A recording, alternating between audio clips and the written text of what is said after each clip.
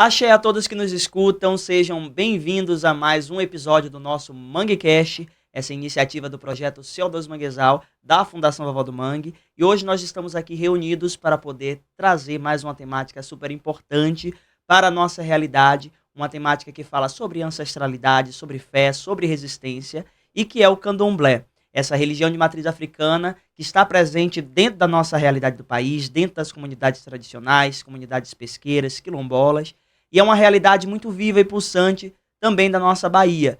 Para isso, nós trouxemos hoje dois convidados super especiais, lideranças religiosas, para conversarmos um pouco o como essa religião está ligada diretamente ao meio ambiente e também trazendo um assunto muito importante falando sobre a presença feminina dentro do candomblé, dentro dessa religião de matriz africana.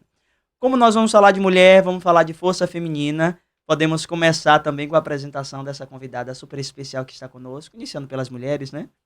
Boa noite. Meu nome é Simone, sou neta de mãe Quissás de Roxumicumbi, do terreiro Banda Lecongo Neto do Bate-Folha, filha de Silvia, única filha que mãe Quissás tem, né, biológica. Sou filha do Babalorixá Edson dos Santos em memória. E nós somos angoleiras. Por isso que o meu pai de santo fez o meu santo na minha casa, que ele disse que era mais justo, para poder ajudar minha mãe, minha avó. Sou amameto também de Inquiça, tenho um cargo de Ialaxé da roça. E estamos aqui unidos, o Angola e o Queto, o Jeje, né? Todas as Nações Unidas. Maravilha. Nosso outro convidado especial. Boa noite a todos, aqui quem fala é Babazinho, neto de mãe Baratinha. Fui iniciado no Alto do Rosarinho com 1 ano e 2 meses de idade, pela minha avó, pela minha mãe de santo, mãe Cacho de Omolu, que é filha de pai Nezinho, filha de santo de mãe Menininha do terreiro do Gantuá. Também ao mão orixá do terreiro do Alabaxé, que eu tenho uma gratidão ao Babamiodé Lonin e ao Babalorixá Robinho por tudo que proporcionou a minha vida quando cheguei em Maragogipe. E tenho o terreiro de Candomblé, situado no bairro da comunidade de Ponta de Souza, Williaxé, Alaibiaré. Maravilha. Olha que dupla potente que a gente está trazendo aqui hoje para esse MangueCast. É interessante também a gente falar, nós estamos com duas nações específicas do candomblé. Durante muito tempo, na verdade, né, a gente acha que as pessoas, o país inteiro, viam o candomblé, viam a África como se fosse um local só. Acho que imaginavam que era um lugarzinho que a pessoa atravessava e chegava lá e encontrava pouca coisa, mas agora com esse movimento a gente tem percebido e as pessoas estão começando a entender que a África é um continente, existem vários países, vários povos, várias culturas, e dentro do candomblé também existe essa pluralidade, existe o povo que é de Angola, o povo que é de Jeje, o povo que é Nagô, então é pensar o quanto há essa riqueza dentro do candomblé. E eu acho que a gente poderia já iniciar falando sobre isso, o como hoje as pessoas estão olhando o candomblé de uma forma diferenciada, né? Durante muito tempo, o candomblé foi visto como uma religião que era perseguida, uma religião que era demonizada, uma religião que era sempre vista com maus olhos. Hoje, para vocês, enquanto lideranças religiosas de dentro de casas de santo, de dentro de candomblé, como é que vocês veem hoje a percepção das pessoas para a religião de matriz africana, para o candomblé? Houve avanço, não houve? Tá melhor, tá pior, ainda precisamos avançar? Na minha concepção, está melhor. Avançamos um pouco mais, né, Bá? Porque nós éramos muito discriminados. As pessoas não valorizavam. Dizia, se a gente passasse para metade, as pessoas diziam, vinha o pessoal do cão, repreendia muita gente. E hoje mudou bastante. Entre aspas, né, que tem algumas pessoas ainda que falam, mas a gente não dá muito ouvido porque sabe que as consequências vêm. Então, mudou muito. Eu acho que o candomblessista ele precisa cada vez mais se autoempoderar. Eu acho que quanto mais você se empodera ao seu espaço, o outro precisa respeitar. Com A certeza. religião do candomblé, para mim, é uma melhor religião. Eu digo todos os dias que minha avó não tinha religião melhor para mim colocar. A minha religião, ela te educa, ela te traz caráter, personalidade, honra e te ensina a ser alguém melhor. Até porque eu digo que a maldade está num ser humano, não na religião. Tem várias pessoas boas em religião de candomblé, como tem pessoas ruins em outras religiões. Vai da essência, do caráter, vai de você enquanto ser humano. Mas eu acho que quanto mais o candomblessista estudar para auto-internalizar a sua religião, nós viveremos dias melhores. Porque assim como as outras instituições religiosas têm algo para que você possa estudar, o candomblessista às vezes se recua muito e não procurar saber os seus direitos e acaba tomando a pedrada e se coagindo. Porque eu não posso deixar de pôr minha indumentária, minha roupa, de adentrar um mercado, uma farmácia, um aeroporto, porque se as outras instituições religiosas têm a sua roupa e tem espaço livre, eu também preciso ter. Então isso é questão de empoderamento, de você autoestudar para entender. O candomblé é uma religião que ela vem de matriz africana, se autoempodera no Brasil com a força grande, porque a primeira nação a chegar ao Brasil é o Angola, são os bantos que vêm, os congos que chegam, para depois dar espaço à terra do Jeje, ao pessoal do Queto, para poder chegar. Então eu gosto muito dessa religião do candomblé, que você entende ela, para que você saiba da onde você surge, da onde você vem. E durante muito tempo isso foi negado, né? Acho que uma palavra muito forte que você fala, essa questão de empoderamento, de se empoderar, é algo que realmente, algo vivo. As pessoas começarem a olhar para as pessoas que são da religião de matriz africana, que são do candomblé, e se veem como pessoas que são realmente potentes, que estão ali passando um legado ancestral. Essa semana eu estava acompanhando nas redes sociais e eu vi uma frase muito interessante, que é assim, o adorno é ancestral. Uma mulher, um homem, um filho, uma filha de santo, quando ele coloca uma conta, quando ele coloca um significado no seu pescoço, quando ele coloca um torso, ele está fazendo um ato de representatividade de uma ancestralidade viva. Ele não está dizendo, olha, os meus antepassados estão vivos aqui, eles estão presentes. Então acho que é muito interessante quando você fala essa ideia de se empoderar mesmo, que acho que precisa ter esse movimento, né? E o quanto também tem muito ligado à questão ainda de um racismo religioso que ainda existe, né? Quantas vezes a gente presencia atos de racismo religioso, né? Presencia ver pessoas tendo atitudes que são discriminatórias por conta de alguém que é de santo, alguém que é de candomblé, alguém que sabe estar ali vivo. Mês passado mesmo, final do mês passado, eu estive em Castro Alves. E aí, a casa da minha filha de santo é próxima à igreja. Aí eu cheguei na porta e estava despachando Exu. Aí a crente repreendeu. Eu fui, coloquei minha bata, botei meu pano da costa, botei minhas contas e fui na igreja. Eu pedi licença, entrei na igreja e perguntei a ela, na vista do pessoal que estava na igreja, o qual motivo ela estava me repreendendo. Porque o Deus é único, só existe um Deus. Na nossa religião, nós chamamos de Zambi. Sim. Entendeu? Então ela tinha que dar o respeito que eu estava dando a ela. Com certeza. Eu fui dentro de uma igreja, pai. Eu não deixo passar em branco, não. É a minha religião, foi minha escolha. Eu pensei 2 vezes, disse, é isso que eu quero para mim. É essa religião, é essa minha religião. E eu quero respeito. E foi. É um ato de resistência, né? Com certeza. Com certeza. Acho que durante muito tempo já as pessoas de santo eram obrigadas a abaixar a cabeça, e agora o movimento não é esse. A gente precisa levantar a cabeça e dizer assim, eu sou de santo mesmo, eu sou de axé mesmo, e eu acho que esse movimento de chegar e se impor e colocar é muito necessário, não é isso, Babá? A sociedade ela precisa, de alguma forma, auto-atacar alguém. O candomblessista, por muitas das vezes, se você passar na rua e encontrar uma oferenda, um ebó, algum presente, e aquilo na mente humana, por não ter um estudo religioso, você semelhar ao mal. Eu digo sempre, quando você passa de um encruzilhado, você encontra um ebó, e nesse ebó tem um pano preto e outro vermelho, está se falando de um positivo e um negativo. O sangue, ele é positivo. Então, o pano vermelho, ele vai representando o seu sangue.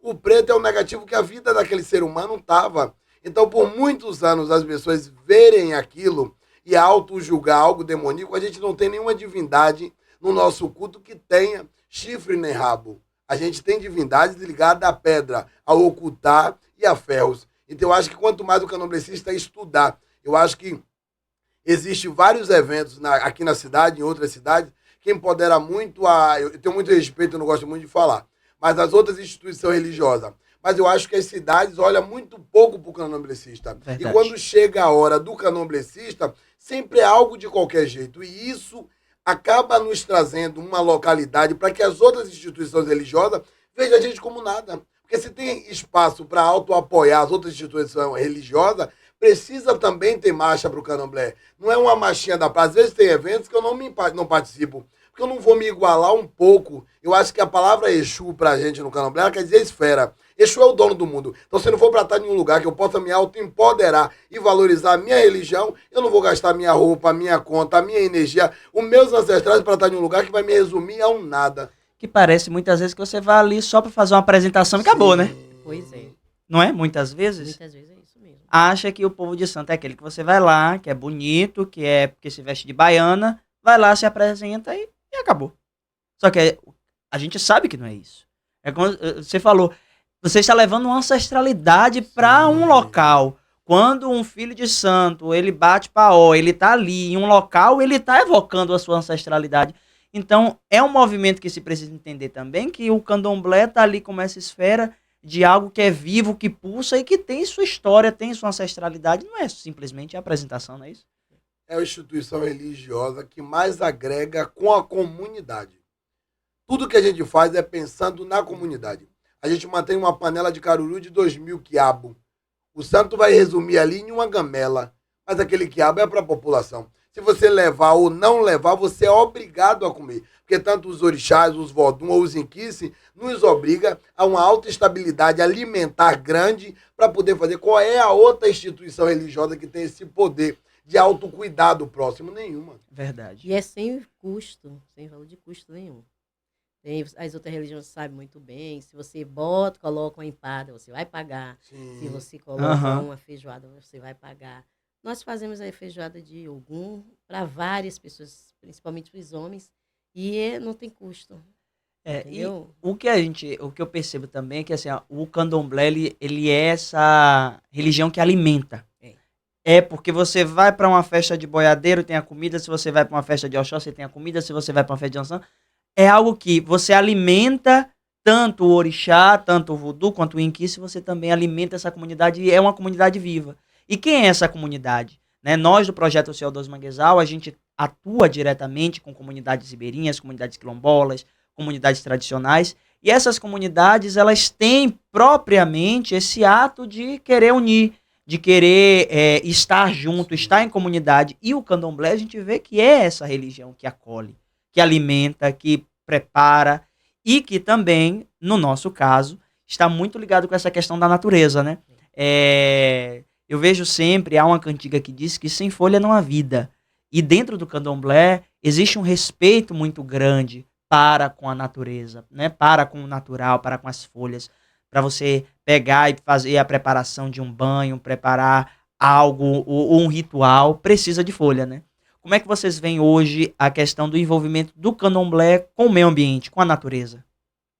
Com esse local que precisa ser preservado. Imaginam que esse local que está ali, que apresenta folhas, que apresenta substrato, a gente tem visto o quanto há ainda degradação para esse meio ambiente. Como é que o candomblé ele se envolve com essa natureza dessa forma? Vocês imaginam que seja... Qual é o tipo de relação que vocês veem que tem? Sem contar no sagrado, né? Que a gente sabe que as folhas são sagradas, né? Eu penso também que dentro do candomblé, sendo essa religião que agrega, que preserva, que cuida, uma coisa que é nossa pauta do encontro de hoje também, do nosso MangueCast, é pensar de que forma as mulheres estão presentes dentro do candomblé.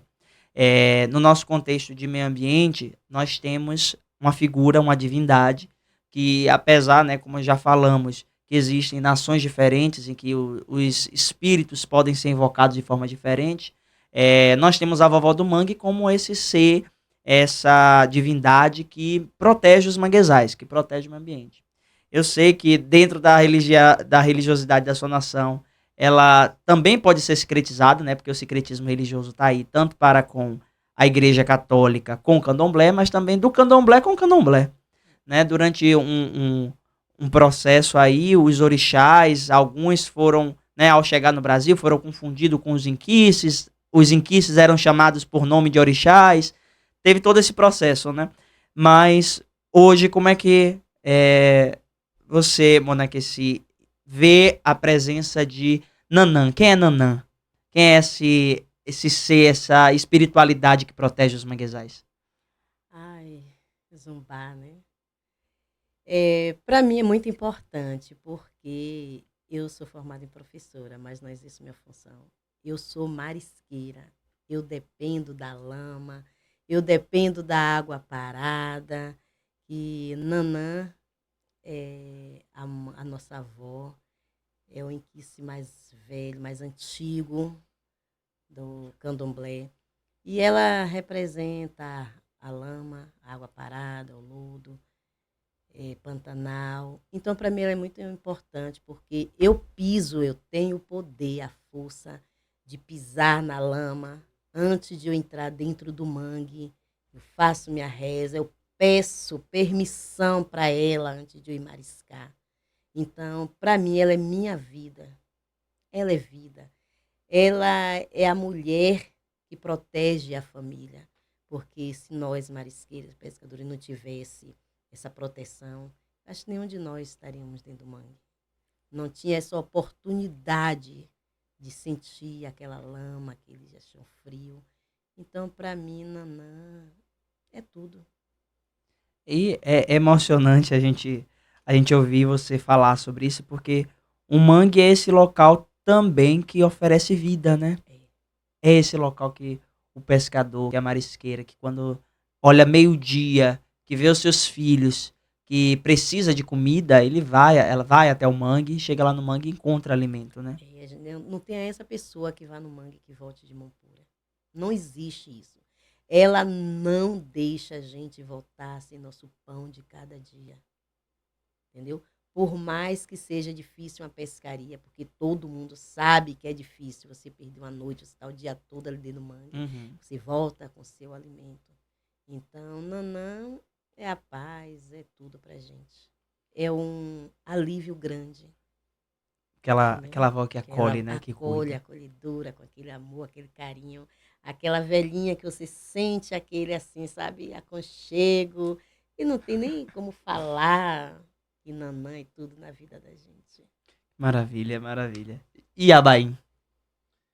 Falar de Nanã em Yorubá, primeiramente tem uma palavra, uma cantiga, né, na linguagem Yorubá que diz Oluwo lese, Nana olowo, orodakaya, Nana olowo. As abás antigas dançam em modelação, porque diz que Nanã construiu o mundo e a humanidade através da argila. Diz a lenda e os antigos que foi através do barro que Nanã foi modelando os irumolé, o ser humano, a humanidade. Então essa abá, que quando a gente fala abá, quer dizer a velha, a mais velha. Está ligado sobre o panteão de todas as santas Iabá. É aquela que está sempre para dar uma orientação, para dar um direcionamento e cuidar, acalentar. É através da lama que Nanã, além de sustentar a cidade de Maragogi, porque eu digo que essa santa é a mãe que alimenta. Porque quando você fala de Emon Edjá, a mãe do peixe, a ligação de Emanjá é só com Edjá, com o peixe. Nanã tem a ligação com todos esses frutos, esses mariscos, toda essa coisa que está ligada a você pôr a mão dentro da terra para você auto-tirar aquilo para se alimentar. Então essa santa ela tem uma força muito grande e é a santa que está ligada aos dois mundos. Nanã ela passa o lado do Aie, que é a terra, e o lado do Orum. Ela acompanha tanto a vida quanto ela lhe encaminha para a morte. Porque é aquela velha, a anciã, que está ligada a essa força de acalentar, de cuidar, de te alimentar, de te autoproteger de alguma forma. Então, a todo mundo que vai realmente para o mangue, vai com essa sensação de uma proteção. Porque você olha a panela dentro de casa, ela está vazia. Exato. Mas quando você volta com um saco de alguma coisa. Exato. É aquela santa que sempre tem algo para dar. Mas já se tiver no Iriu Fofi ou Lodô estiver revoltado, você volta sem nada. Mas se não, com Nanã, você está sempre em herói, está sempre calma e tem sempre algo para poder trazer para dentro de casa. Com Nanã é mais acolhedor, né? É aquela que vai lá, mas Iemanjá já depende do período, né? Eu acho interessante, né, vocês aí de casa, o que acontece? Dentro da religião de matriz africana, né, as Iabás são as mulheres, né? São essas grandes ancestrais que estão ali. E existem, né, essas ancestrais, e cada uma tá ligada com uma coisa específica, né? Nós temos Iemanjá, que tá ali relacionada a mãe dos peixes, ela que protege os marinheiros, que protege os pescadores. Nós temos Oxum, também, que é outra divindade relacionada e ligada, né, às águas doces, às cachoeiras. Nós temos Yansan, ligado aos raios, às tempestades. Então, a gente percebe, tem Obá também, né, que é a guerreira. A gente percebe que dentro do candomblé existem muitas divindades, mulheres potentes e que os seus itãs mostram o quanto essas mulheres foram potentes. A gente, quando fala de orixá, o orixá teve sua história, né? Ele tem um itã, né? O conto. Então, quando a gente olha para a história dessas mulheres, a história, por exemplo, de Yansan, que eu tenho um carinho muito grande, Yansan se veste com a pele de búfalo para enganar a morte. Oxum, ela é aquela que consegue derrubar um exército. Então, a gente percebe que existem mulheres muito potentes, né, que são orixás, que representam essas divindades e que são mulheres com força. Hoje, Simone, como é que você percebe que se vê a presença da mulher dentro do candomblé? A presença da mulher dentro do candomblé é muito importante. É de suma importância, porque tem muitas funções dentro do candomblé que o homem não pode fazer, né, Bá? E a mulher, ela é quem veste, que cuida dos orixás. É ela que vai preparar os nossos axés, entendeu? Os axés são a comida dos orixás. E, às vezes, os homens não podem fazer esses atos. Então, a mulher é um equede, o homem não vai bater um ingê, mas tem a mulher, tem que ter a mulher. Uhum. Então, a mulher dentro do candomblé é de suma mesma importância. Porque se não tivesse mulher no candomblé, não tinha uma Ialorixá e não tinha um Mameto de Inquice. Uhum. Entendeu? Não tinha Qued, não tinha um Aljoiá, né? E, enfim, é muito importante a mulher. E aí a gente percebe, né, o quanto essa religião é uma religião matriarcal. O que é o diferencial também do candomblé, né? A gente pode dizer assim, porque, por exemplo, na Igreja Católica a gente está falando de uma religião que é patriarcal, que majoritariamente os cargos, né, eles são ocupados por homens, né? O Espiritismo também, tantas outras denominações religiosas, a sua maioria são religiões patriarcais. Já o candomblé tem essa questão de que sem a mulher dentro do candomblé, tem ritual que não pode ser feito. E como essa mulher é importante dentro de uma casa. Babá, como é que, enquanto, né, babalorixá de uma casa, você percebe essa presença vital da mulher para cuidar, para zelar, para ser a guardiã do sagrado também? Porque a mulher dentro de uma casa de santo é aquela que vai providenciar e estruturar tudo, não é isso? A palavra mulher em Yorubá, ela diz Omobirim. A mulher, ela é a evolução do mundo. O único portal humano para que a humanidade não se acabe é a mulher. Então, quando as africanas vêm do navio para Salvador, desce 3 mulheres. Yakalá, Yadetá e Anassoká.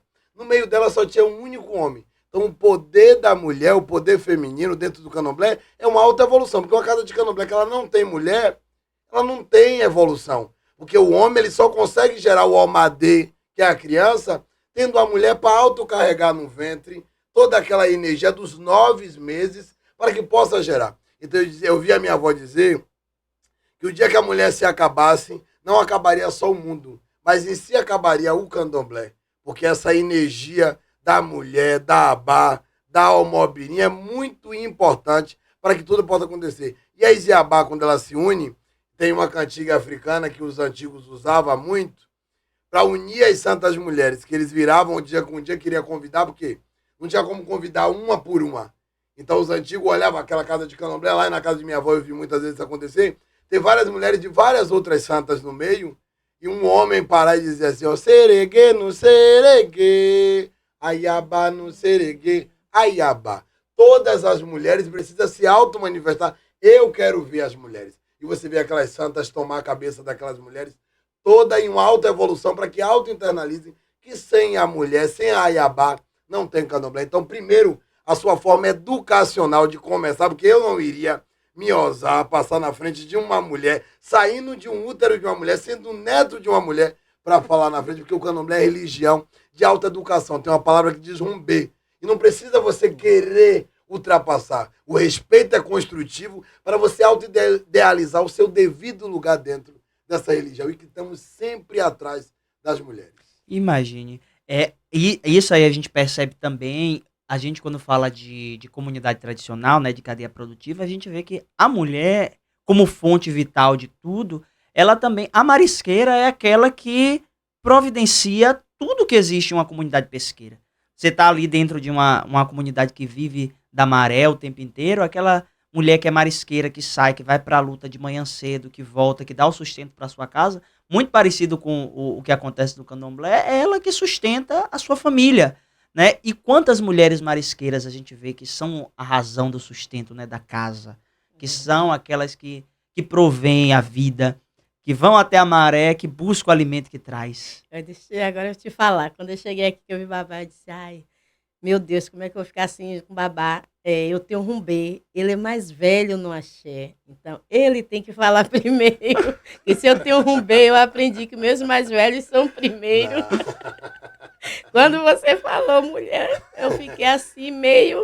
Aí eu suei frio. Você veio na liturgia correta. Porque todo homem sai de uma mulher, nenhum homem saiu de outro homem.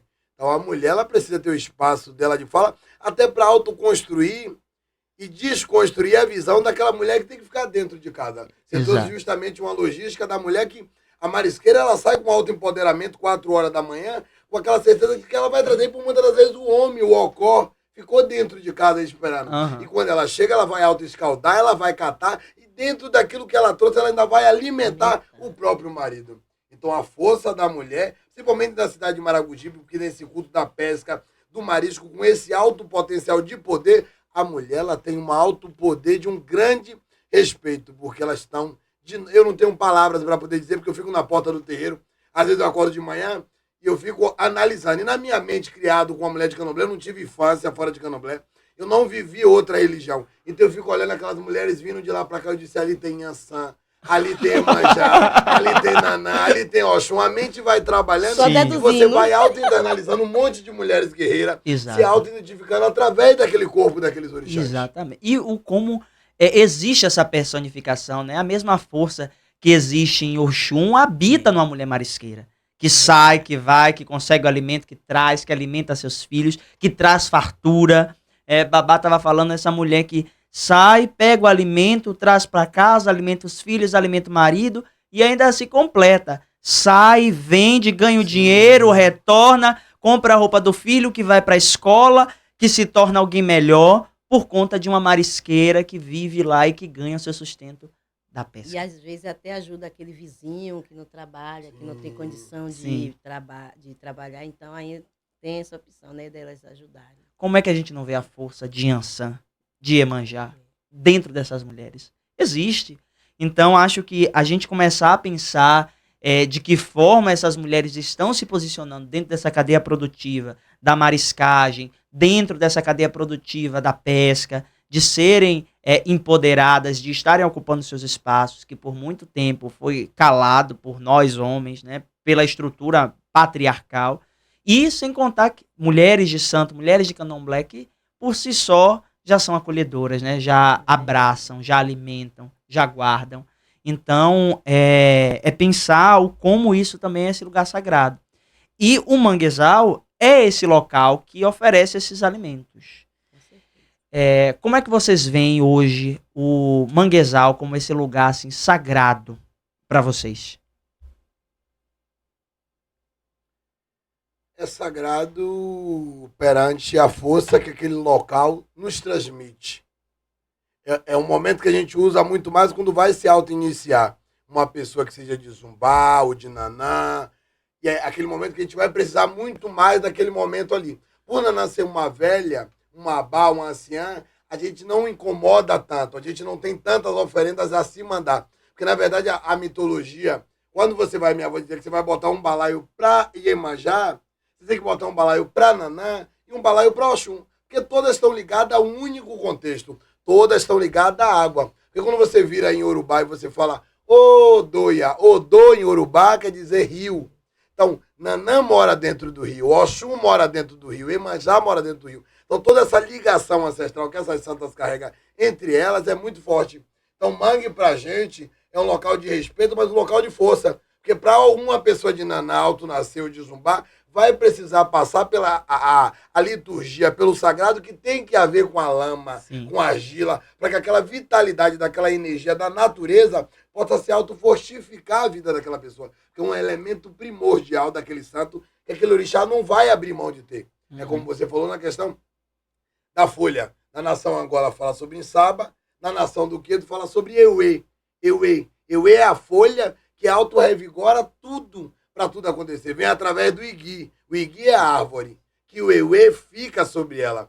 Então a folha ela vem justamente construída para autofortificação, seja da sua áurea, da sua alma, do seu caminho, da sua vida. E a lama também traz essa força por uma coisa que está ligada ao Aie, à terra. E isso nos transmite uma autoforça de empoderamento ancestral para que a gente possa lembrar dos nossos ancestrais de uma forma forte, de uma forma construtiva e que de outra forma nos fortaleça também. Verdade.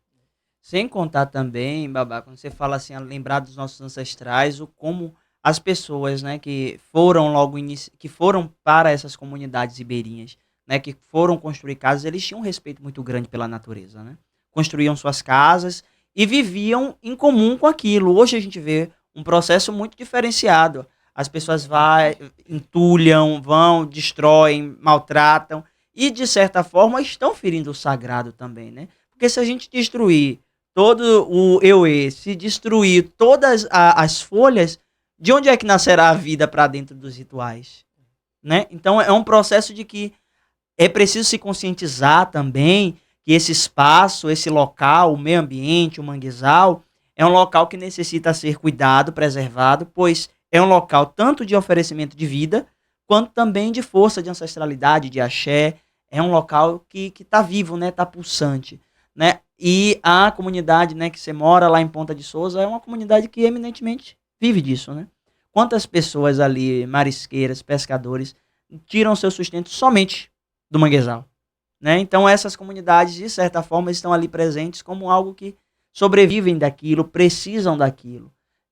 Então é muito necessário a gente fazer essas ações de preservação, essas ações de conscientização, para que as pessoas internalizem que esses locais são locais sagrados, né? São locais que as divindades habitam e também que a população precisa deles para poder ir se alimentando, né?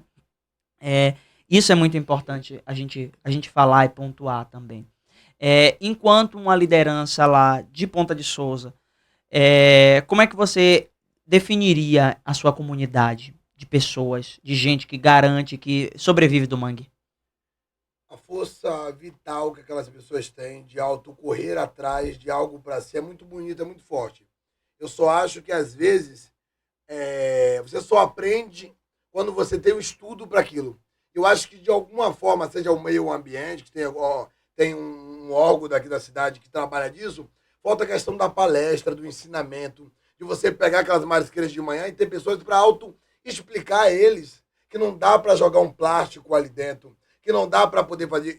Eu, às vezes, tenho os presentes de Iemanjá, eu não participo, porque eu não posso ir de contra a minha visão ancestral. Você vai para a Ponta de Souza na ida e na volta. Você não encontra um ebó jogado no meio do caminho. Por conta de que a gente tem árvore sagrada, locais sagrados ali dentro, para autocolocar. Então, quando você não tem alguém para auto-explicar, porque você quer cuidar do meio ambiente, mas você precisa ensinar aquelas pessoas de alguma forma a autocuidar.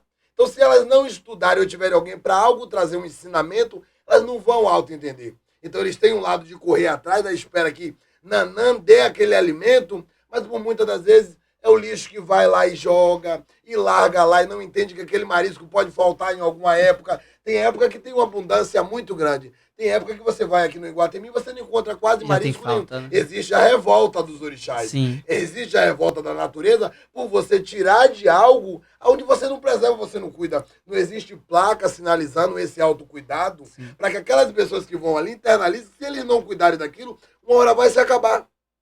O que você tem que você não cuida, dizia a minha avó, que morre. O rio, ele só vai continuar correndo se você lembrar sempre de limpar a base da nascente para que aquela água se purifique e possa chegar até a sua casa. Então, esse autoensinamento para que as pessoas possam internalizar o cuidado com aquela natureza que te autoalimenta é necessário e é preciso. Eu digo que quanto mais tiver esses diálogos, tanto com o candomblé, quanto com a comunidade, com o meio ambiente, o mundo vai auto-entender. Eu não posso sair de minha casa para louvar Iemanjá, em um mar, aonde eu vou estar vendo pessoas que é de Candomblé, que tem noção da gravidade que é aquilo, que vai jogar frascos de alfazema, que vai pegar um balaio, que vai arrumar um balaio cheio de pano, e que aqueles peixes vão comer, vai matar Iemanjá. Se vai matar o filho, vai matar a mãe. Porque vai comer aqueles panos que não tem logística. O balaio, ele precisa ser biodegradável. Aquelas comidas, dizia minha avó, que você bota muito para que os peixes venham se alimentar. Sim. Mas se eu vou encher um balaio com um monte de plástico, de sabonete, algum animal vai comer, ele vai morrer. O pente Iemanjá não vai querer. Tem que tirar a questão da carochinha, da história da sereiazinha ali, Ariel, que não é o candomblé. Exatamente. Não tem. O candomblé vem ligado à ancestralidade africana. Em africano não tem sereia. O brasileiro faz essa alta colocação de Iemanjá uma sereia bacana, mas você precisa cuidar daquilo. Você precisa auto-internalizar. Então, se na época dos presentes não existe uma participação do meio ambiente para conscientizar aqueles candomblecistas, o mar ele acaba entrando em uma coisa que ele se sangra. Aquele orixá vai se ofender com aquilo, porque não houve cuidado. Então, quando a gente fala que ama a natureza e não cuida dela, como é que fica? Você vai para a Ponta de Souza, um dia uma moça parou na porta dele para poder falar, nossa, o senhor tem um candomblé aqui, a gente não encontra balaio na praia. Eu falei, eu não posso ser um louco, que eu vou alto, sacrificar a minha ancestralidade, tá jogando um monte de balaio. Outra que o balaio é feito de bambu, o bambu tem um certo tempo para se autodegradar, então aquilo vai demorar e tudo vai complicar a natureza. Exatamente. Então eu acho que o autocuidado e o ensinamento, tudo que tem ensinamento, você autoaprende. E quando você aprende, você pratica. Na prática, você não vai fazer o errado, você vai começar a agir da forma correta. Acho que é muito potente essa fala, né? Acho que é a gente perceber que para venerar os orixás, para poder você saudar eles, não precisa você degradar o meio ambiente, né? Não precisa você ofender isso, que de certa forma vai estar ferindo a própria ancestralidade, né? Gente, nosso papo tá muito bom, acho que a gente tem aí assunto para dar e vender, falar sobre candomblé é sempre muito bom, muito positivo, porque a gente tá falando de uma religião que acolhe, que ama, que abraça, que saúda e que é ancestral, né? Mas aí o nosso tempo está chegando já e eu gostaria de ouvir de vocês, desses convidados que trouxeram uma participação muito boa para aqui. Qual é o recado que vocês dão para essas pessoas que são adeptas de candomblé ou que frequentam áreas que são sagradas, como o manguezal, como o meio ambiente, como comunidades ribeirinhas? O que é que vocês diriam para elas como uma mensagem mesmo de preservação, de quando for saudar os orixás, cuidar e se pensar quais são esses presentes e também como um rito aí para a vida? A mensagem que eu tenho a dizer é, como eu falei a você, que eu sou marisqueira e quando eu vou para a maré, tem muitos vasos plásticos, aí você vê bota, você vê garrafa, então atrapalha muito a pescaria, a poluição é demais, entendeu? Então tenham consciência, jogue lixo no lixo, não é no mangue que se tem que jogar o lixo. Leve um saquinho, mesmo se você for mariscar, leve seu saco, bote papel do seu biscoito, do seu refrigerante, bote dentro do saquinho e retorne para casa, jogue no lixo, porque vai poluir o que é o nosso alimento. Verdade. A palavra que eu tenho a deixar é não só para os marisqueiros, não só para a população, mas e sim para todos os órgãos públicos. O autocuidado com a natureza é um autocuidado com nossos ancestrais. Nós de Candomblé precisamos ter esses espaços. Eu acho muito legal quando a gente é convidado para poder estar nesses locais de fala. Porque quanto mais a gente puder falar, o mundo, a humanidade vai autoaprender, porque nós temos muito a ensinar. E o ensinamento da vida, o cuidado com a vida. Nós de Candomblé pensamos e preservamos a vida. Então, cuidar da natureza de uma forma muito boa, mas que a população tenha essa autoconsciência, que os órgãos públicos tenham essa consciência de autoconscientizar. Se não puder ir, dá o espaço para um candomblecista poder dar uma palavra, uma palestra, um ensinamento, para que eles possam auto-entender. Às vezes as pessoas fazem o mal sem nem internalizar o tamanho da gravidade, que elas acabam fazendo mal a si próprio. Então eu acho que esse autocuidado com a natureza, o autocuidado com a própria humanidade, porque às vezes você pode levar um marisco para casa contaminado com algo que você próprio contaminou. Então eu acho que se tiver placas, se tiver essa autoindicação, esse cuidado com as pessoas, elas vão aprender. E o aprendizado é construtivo e ele é evolutivo, porque faz as pessoas evoluir a não sair do erro e se deparar no acerto. Gratidão, gratidão. A bênção de vocês para esse momento. Dizer que estou muito feliz de ter vocês aqui durante esse nosso MangueCast, mais um episódio do projeto CO2 Manguezal. Encerramos o nosso bate-papo, a nossa conversa de hoje com muita ancestralidade e sabendo que o candomblé nos ensina muito mais do que ritos, ele nos ensina sobre preservação, sobre tradição, sobre a presença e a participação da mulher nos ritos e também sobre cadeia produtiva, sobre preservação. E o nosso dever é sempre preservar, pois preservar é para sempre. Muito obrigado e nos encontramos em breve no nosso próximo episódio.